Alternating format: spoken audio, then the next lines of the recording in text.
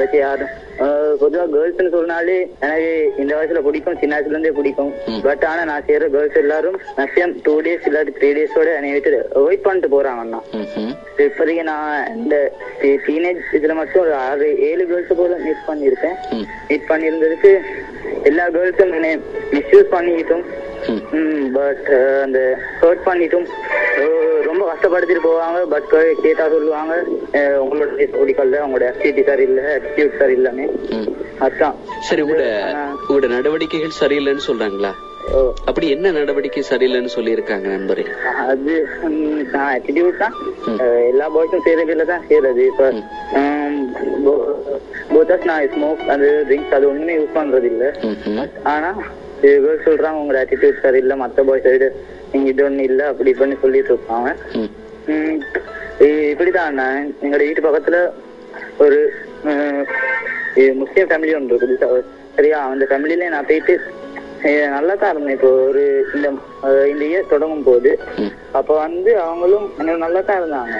But ஆனா திடீர்னு ஒரு 2-3 வீக்ஸ்க்கு பிறகு நல்லா இருந்துட்டு போன் நம்பர் மாத்தி அவங்க மூளையை கண்டாலும் சிரிக்க மாட்டாங்க. முந்தைய அவங்களோட பேசி விளையாடி இந்த மாதிரி உண்மையான ஓப்பனா பழகினவங்க இப்ப வந்தாலும் சிரிக்காம போறது ரொம்ப கஷ்டமா இருக்காங்க. சரி, இப்ப உங்களோட ஆட்டிடியூட் சரியில்லைன்றாங்க இல்லன்னா, நீங்க உங்களோட நடவடிக்கைகள் பிடிக்காதனாலதான் உங்களோட பேசாம போறோம், உங்களோட பழக முடியாது அப்படின்னு அவங்க சொல்றாங்க.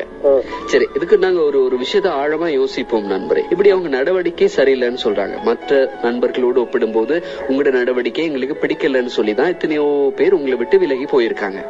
இப்ப நாங்க யோசிக்கலாம், இப்படி உங்களுக்கு நிறைய நண்பிகள் இருக்கணும், நிறைய சகோதரிமார் உங்களோட பழகணும், ஏன்னா நீங்க வீட்டுக்கு தனிப்பிள்ளை அப்படிங்கறதால அப்படி ஒரு உணர்வு உங்களுக்குள்ள இருக்கு.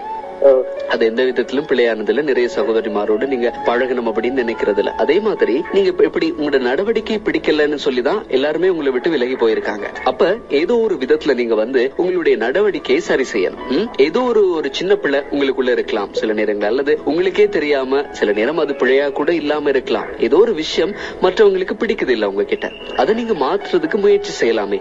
என்னை பொறுத்த வரைக்கும் நான் பிள்ளை இல்லைன்னு தான் யோசிக்கிறேன். ஏன்னா இதுவரைக்கும் அக்கா என்னை விட வயசு கூடனா அவங்களுக்கு அக்கான்னு சொல்லி இது வரைக்கும் நான் பேசின கேர்ள்ஸ் எல்லாருமே என்னைய டச் பண்ணி பேசியிருக்காங்க. பட் நான் அவங்களோட ஒரு தடவை டச் பண்ணது இல்ல. இல்ல, இப்ப அவங்க எல்லாரும் ஒரு காரணம் சொல்றாங்க இல்லையா, உங்களோட நடவடிக்கை பிடிக்கல அப்படின்னு. சரி, அது என்ன காரணத்துக்காக நடவடிக்கை பிடிக்கலன்னு சொல்றாங்க? சில நேரங்கள்ல நாங்க யோசிக்கலாம் நண்பரே, நாங்க செய்யறது பிழை இல்லையே, இது எப்படி பிழையாக முடியும் அப்படின்னு எங்களுடைய மனசு எங்களை சிந்திக்க வைக்கும். ஆனாலும் பிறர் அது பிள்ளைன்னு பாப்பாங்க. நாங்க பாக்குற விதம் வேறு, இன்னும் ஒருவர் அதை பாக்குற விதம் வேறா இருக்கலாம் சில நேரங்கள்ல.